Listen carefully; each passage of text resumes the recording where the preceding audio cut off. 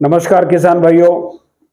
आज अपन देखने जा रहे हैं ग्रीष्मकालीन फसल की सही चयन। ग्रीष्मकालीन में कौन सी फसल लगाना, इसके लिए आपसे आप बातचीत करने वाले हैं। वो ऐसा है कि चने के बारे में आपको जानकारी देंगे।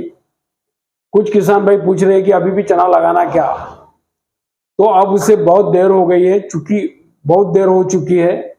यदि सिंचाई की व्यवस्था होती तो गेहूं मक्का बोए, या जब ठंड का मौसम हो जाए तो आप ग्रीष्मकालीन मूंगफली, ग्रीष्मकालीन तिल, ग्रीष्मकालीन सोयाबीन, ग्रीष्मकालीन मूंगफली और ग्रीष्मकालीन ज्वार बो सकते हैं। यदि अब चने के बारे में बात करते हैं तो चना ना बोया तो अच्छा होता है, क्योंकि लेट हो गया है, बहुत सारा टाइम निकल गया है। तो ग्रीष्मकालीन के अंदर ये जो फसलें हैं, गेहूं है, मक्का है, मूंगफली, मूंग है, सोयाबीन है और ज्वार है, ये आप लगा सकते हैं। कई स्थानों पर ठंडे मौसम के जड़ों में विकास की कमी कारण चने की अपेक्षित वृद्धि नहीं हो पाई है। जब वहां जमीन गीली हो तो जमीन पर ठंड के मौसम में जड़ों का विकास नहीं हो पाया, और विकास नहीं होने के कारण क्या हुआ है कि पौधे की वृद्धि जो होनी चाहिए वो अपेक्षित नहीं हुई है। यदि जमीन गीली हो तो क्या करो, राइजर 100 मिली, उसके अंदर NPK boost DX 50 gram plus tricho boost DX per gram, इसका गाढ़ा छिड़काव करें।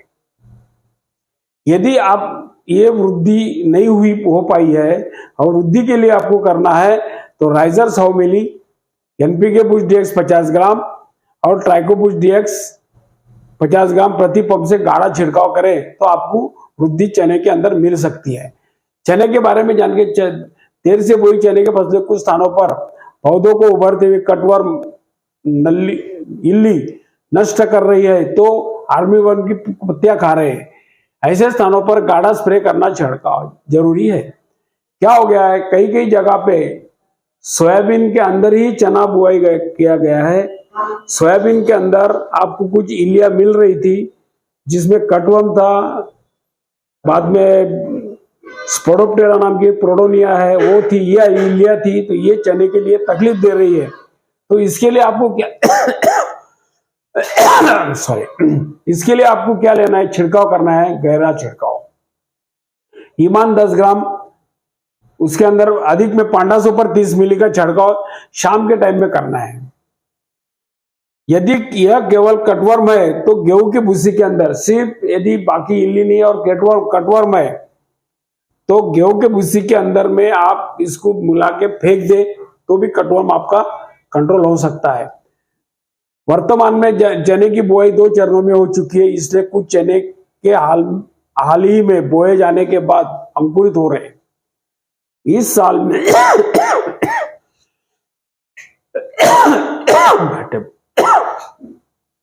इस साल में चने के अंदर 2 बार बुआई हुई है, कई जगह 3 बार भी होगी। तो उसके अंदर क्या है, कुछ जगह अंकुरन हो गया है, कुछ जगह अंकुरित हो रहा है और कुछ जगह अच्छा खासा बढ़ चुका है। इल्ली के साथ में वृद्धि और जड़ों के लिए आपको क्या करना है, टॉपअप 40 मिली और 19 75 ग्राम का आपको छिड़काव करना है। यदि आपको वृद्धि चाहिए और जड़ों का विकास भी चाहिए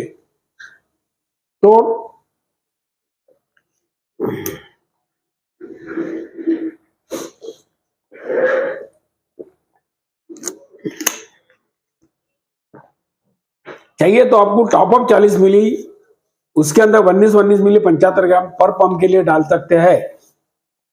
तो आपको इल्ली और वृद्धि की जड़ों के लिए ये काफी अच्छा। यदि विल्ट होने पर, यदि उसके अंदर विल्ट हो रहा है, चने का पौधा मर रहा है, तो उसके अंदर पिक्सल 30 ग्राम का छिड़काव कर सकते हैं। यदि पहले बोए गए चने में फूल आ रहे हैं या फूल जड़ रहे हो तो चेप 15 मिली 1261 100 ग्राम लेकिन यदि ग्रोथ कम हो तो टॉपअप और 19 लगाए। यदि फूल हो गया अच्छे से और फूल चाहिए तो जेब 1261 और ग्रोथ कम होगी, ग्रोथ जो है वो कम होगी, और ग्रोथ के लिए क्या करना है आपको, टॉपअप और 19 को आपको लेना है। टॉपअप 40 मिली 19 75 से 100 ग्राम। इल्लियों के लिए ईमान या अगर ज्यादा इल्ली के साथ में हो तो पांडा सुपर ले सकते हैं। अगर विल्ट हो तो पिक्सल ले, अगर विल्ट नहीं हो तो फफूंदी नाशक दवा में प्रोपिको का 15 मिली से छिड़काव करे तो बहुत अच्छा होगा। यदि विल्ट नहीं है तो सीधा सीधा प्रोपिको को लो। प्रोपिको से क्या होगा, चने का जो पौधा है उसके अंदर का हरापन बढ़ जाएगा और ग्रोथ अच्छी मिलेगी और आपको फुटाव भी मिल सकता है। मध्यम और देर से पकने वाली अरहर में 2 बार होते हैं। पहले बार फलियां सूख गई और दूसरी बार में फूल आना चालू हो गए। इस साल अरहर में भी बहुत बड़ा किसान भाइयों का नुकसान हुआ है। ये बीच वाली जो बारिश हो गई उसके अंदर कुछ जगह फूल अच्छे आ गए, उसके अंदर फल्ली पकड़ ली, वो फल्ली आपकी बनना चालू हो गया। बादल ज्यादा आने से ये धुआरी ज्यादा होने से उसके फूल जड़ गए, दोबारा फूल आ गए, उसकी फल्ली पकड़ गई, पर 2 बार हो गया तो उसके अंदर थोड़ा सा प्रॉब्लम है। इसलिए कृमिनाशक ईमान का छिड़काव करो। अधिक इल्ली है तो साथ में पांडा सुपर। फूलों की जल्दी फल्ली में बदलना है। यदि आपको कन्वर्शन बोलते हैं उसको, कली में से फूल और फूल में से फल्ली, इसके लिए आपको भरारी 7 मिली अधिक 0.34 100 ग्राम का छिड़काव कर लेते हैं तो आपको फूल में से फल्ली में जल्दी चला जाएगा पौधा और आपकी फल्ली बनना चालू होगी। यदि आपको वहां पे यदि फॉग आता है, धुआरी आती है, तो आपको फफूंदी नाशक मिलाना जरूरी है। तो उसके अंदर आपको 20-30 ग्राम मिलाया जा सकता है। यदि अरहर की शाखा विल्ट रोग बढ़ रहा है तो फफूंदी नाशक कोनिका का या तो कॉपर ऑक्सीक्लोराइड का छिड़काव कर सकते हो। यदि आप अरहर में खोड़वा लेना चाहते हैं, कई जगह पे अरहर में खोड़वा लेते हैं, खोड़वा बोले तो दूरी पीक बोलेंगे उसको, तो उसके अंदर क्या करना चाहिए, दूरी पीक यदि लेने का आपकी इच्छा होगी, दूरी पीक के लिए आपके पास में पानी चाहिए, उसकी आपको खेत की मशागत करनी चाहिए। ये करना तो आपको पहली जो फसल है वो ऊपर से काट लेना चाहिए। अधिक लंबी शाखाएं ना काटे जाए ताकि उसके अंदर आपको पत्ती मिलेगी। साथ में कटाई के 8 से 10 दिन में के पहले आपको तुअर की खोड़वा लेना है तो आपको पहली फल्ली की फसल काटनी है तो उसके 8 दिन पहले इथ्रेल एक संयोजक है, इसका 15 मिली प्रतिपंप से छिड़काव करना चाहिए ताकि जड़ें अच्छी आ सके।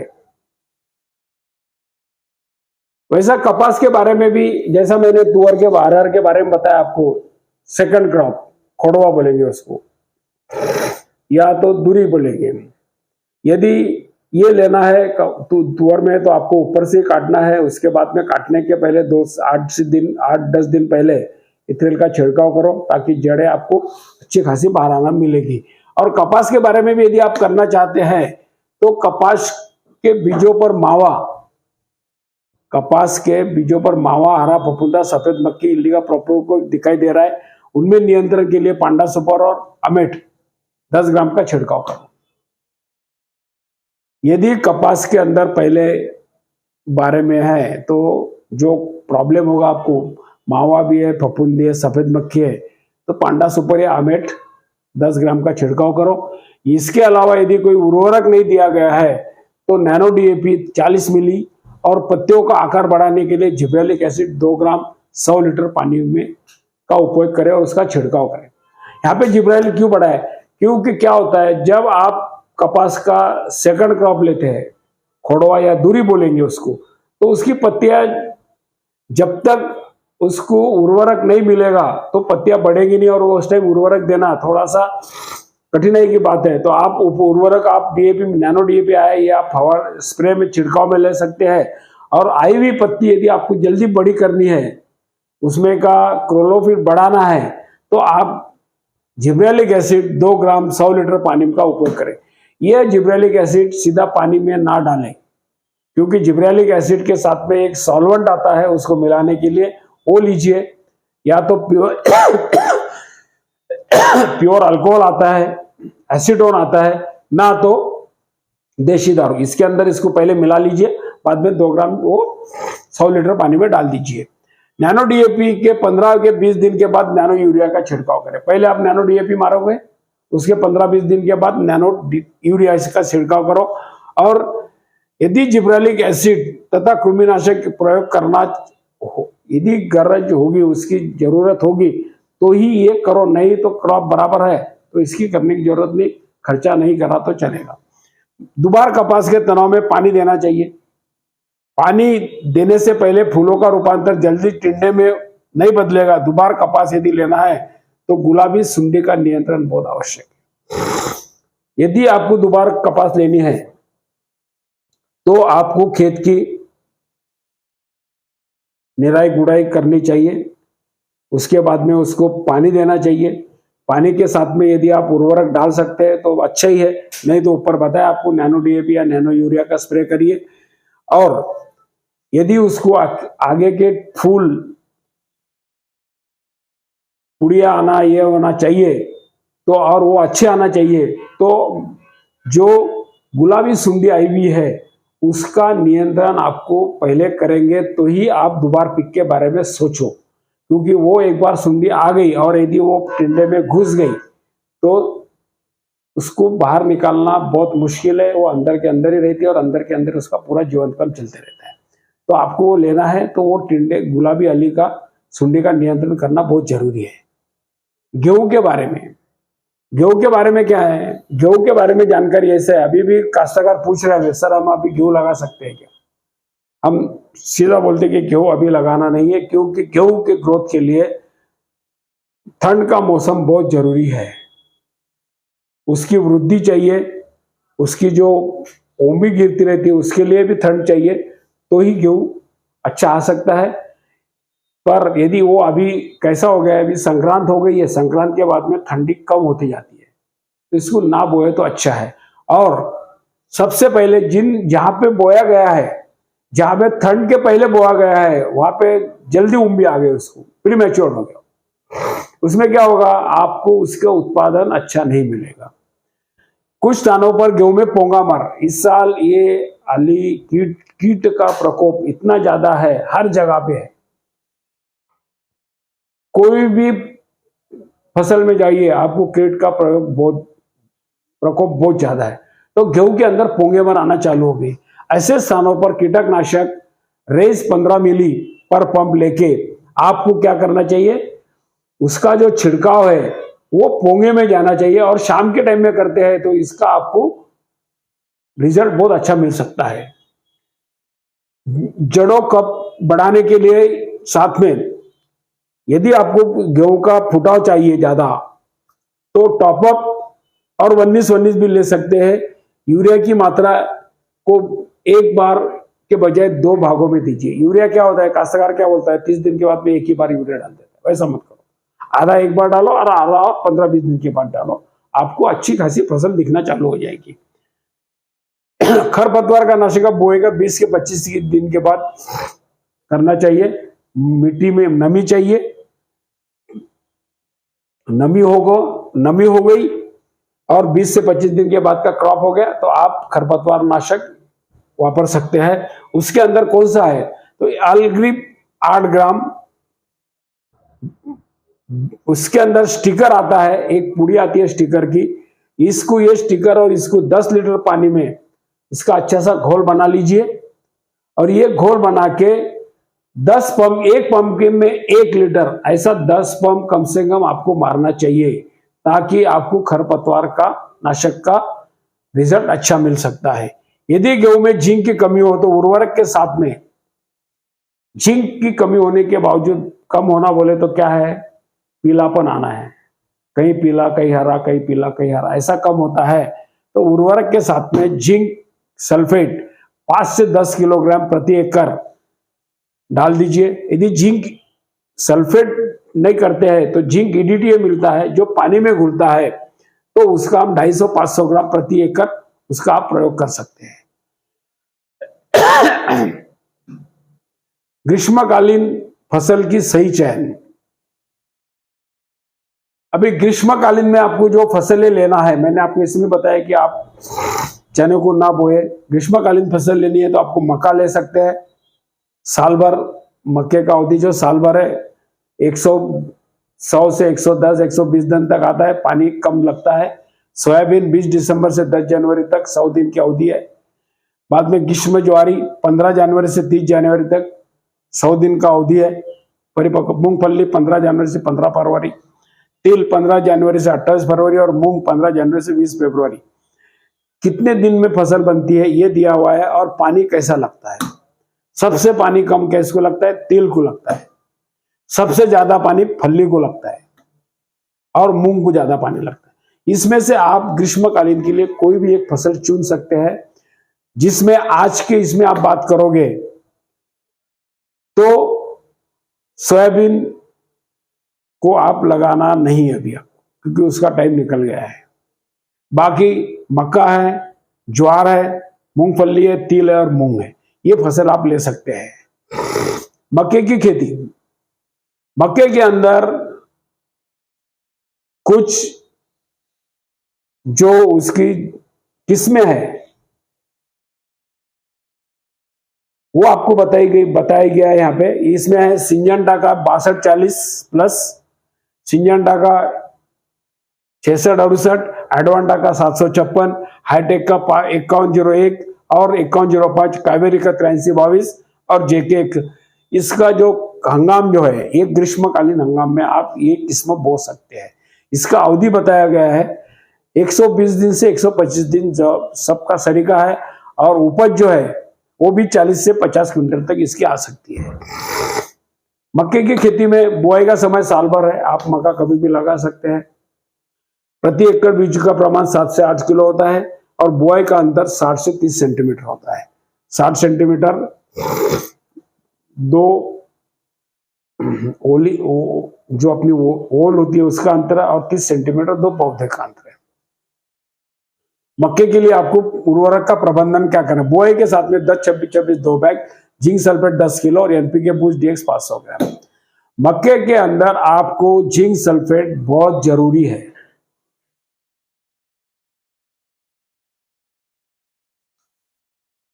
जिंक सल्फेट बहुत जरूरी है, ये आपको बुआई के साथ में देना है। बाद में 20 से 30 दिनों के बाद में यूरिया 1 बाग, पी बूस्ट डीएक्स 500 ग्राम ये देना है, और बाद में 40 से 50 दिन के बाद में यूरिया 25 किलो, कीलिप डीएक्स 500 ग्राम प्रति एकड़। ये आपको उर्वरक का पूरा प्रबंधन दिया गया है अब से 50 दिन के तक। अब सोयाबीन की रोपण विधि, ये अभी सोयाबीन कई जगह लगा हुआ है, उसके फोटोग्राफ्स है, और इसका छिड़काव कैसा कर सकते हैं ये पूरा बाहर का है। पर अभी सोयाबीन लगाने का ये नहीं है। जिन्होंने सोयाबीन लगाया होगा 10 जनवरी तक उसका टाइम था, उसकी जो प्रति एकड़ बीज का प्रमाण अनुशंसित जातियों के अनुसार उसका यह है।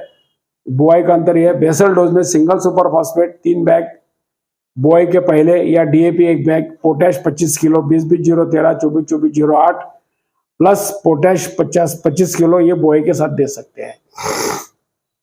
इसमें कैसा है, किस्म कौन सी है और उसके दिन क्या है? जेएस 335 90 से 100 दिन, जेएस 9305, एमयूएस 612 और पीडीकेवी अंबा, ये 4 ही किस्में आपको ग्रीष्मकालीन में लगा सकते हैं, और इसका अवधि 90 से 100 दिन तक का है। अभी ज्वार के बारे में क्या करना चाहिए? आपको ज्वार की लगाना है तो बुआई का समय 15 जनवरी से 30 जनवरी तक बहुत बढ़िया है। मैं तो आपको बोलूंगा कि बाकी फसल छोड़ो, आप ज्वार को लगाइए। एकड़ बीज 3 किलो प्रति एकड़, बुआई का अंदर 45 से 15 सेंटीमीटर, 2 ओल जो चलती है उसका 45 और 2 पौधे का अंतर जो है वो 15 सेंटीमीटर, और बेसल डोज बुआई के समय 10-26-26 1 बैग, और बाद में 1 बोरी यूरिया। इसके अंदर कौन सी किस्में आती है? हाईटेक 3201, हाईटेक 5401, हाईटेक 5206, हरित 540, न्यू जर्सी, विठल, प्रधान और कर्नूल, ये किस्में हैं। इसका हंगाम ग्रीष्म है, और परिपक्वता का अवधि जो है वो 100 से 110 दिन सब किस्म का है, और उत्पादन जो भी है वो 20 से 30 क्विंटल सब किस्म का है। मूंगफली की खेती, मूंगफली में क्या है, मूंगफली में कुछ पुरानी किस्में हैं, SB11 और JL26। विश्वविद्यालय संशोधित किस्म है वो है TAG24, TAG26, TG 37 और 51 है। और निजी कंपनियों की जो किस्म है वो वेस्टर्न, बॉम्बे 40, बॉम्बे 44, 51, बॉम्बे सुपर और दफ्तरी, ये किस्म है। इसमें से आपके एरिया में जो अच्छी खासी मिलती है, जो मिलेगी वही लगाइए। और पुरानी जो किस्में है वो SB11 और JL, ये भी आप लगा सकते हैं। उसके बाद में इसको कब बोना है, 15 जनवरी से 15 फरवरी के बीच आप इसको लगा सकते हैं। 20 जनवरी से 5 फरवरी तक का समय बहुत उपयुक्त माना गया है, मौसम अच्छा रहता है। 15 जनवरी से पहले क्यों नहीं, तापमान में यदि 15 डिग्री से कम हो गया तो अंकुरन होता नहीं। और 15 फरवरी के बाद क्यों नहीं, खरीफ रोपण की देरी हो सकती है। यदि ये क्रॉप जल्दी नहीं निकला तो खरीफ का आप क्रॉप नहीं ले सकोगे। और फूल आने और फली भरने के टाइम में तापमान बढ़ जाता है तो आपको उसकी उपज अच्छी नहीं मिलती।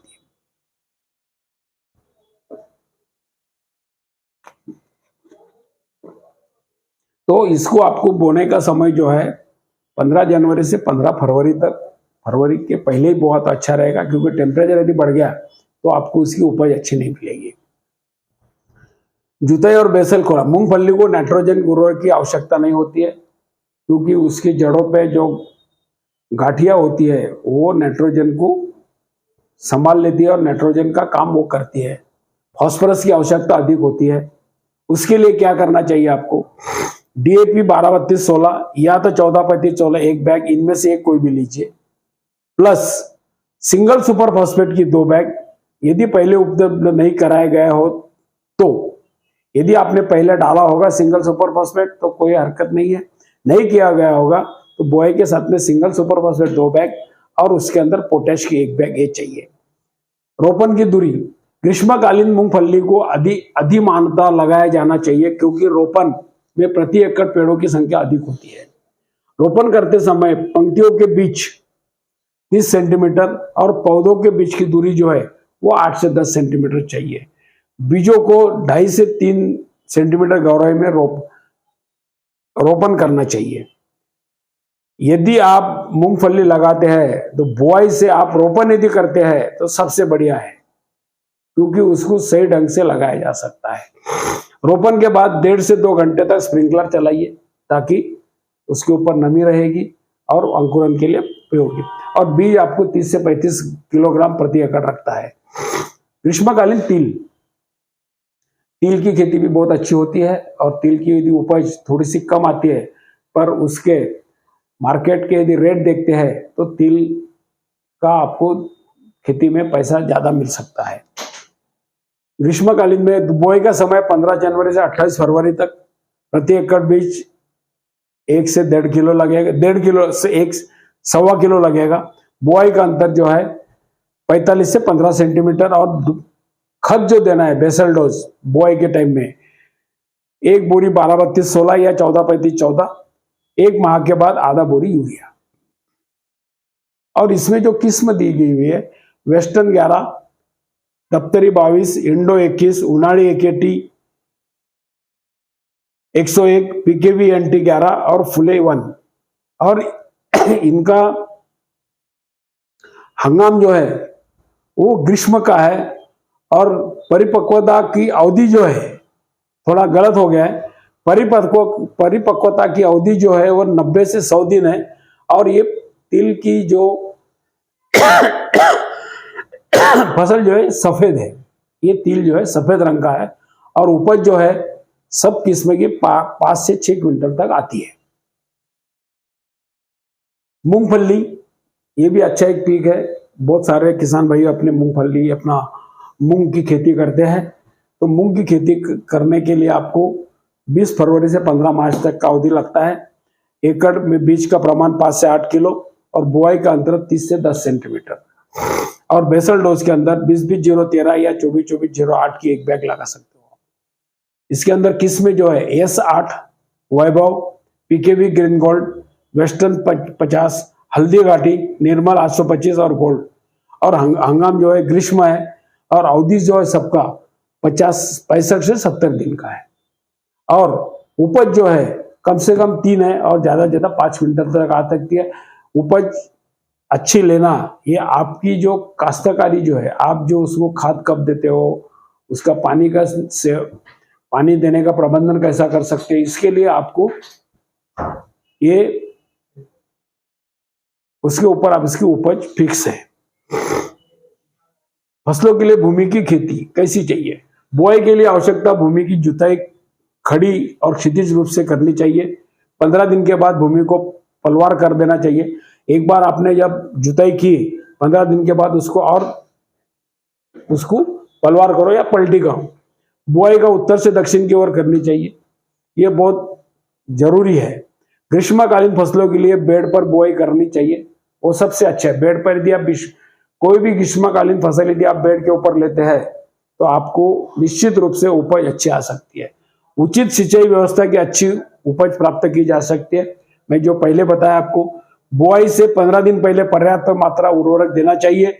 उर्वरक के साथ में ट्राइकोबुस DX 500 ग्राम प्रति एकड़ डाले तो अच्छा रहेगा। जहाँ की जड़ों के अंदर जो कुछ सड़न होती है, जमीन के अंदर जो कुछ भी बुरशियां गिरी हुई है, उसके कंट्रोल के लिए आपको ट्राइकोबुस DX 500 ग्राम प्रति एकड़ डालना जरूरी है। यदि आपको मैंने ये ग्रीष्मकालीन फसल कौन सी लेनी चाहिए इसके बारे में आपको जानकारी दी है, यदि इसके ऊपर आपको कोई भी ये प्रॉब्लम्स आते हैं तो आप 8888 16 78 88 ये नंबर पे कॉल करके हमसे पूछ लीजिए। धन्यवाद, नमस्ते।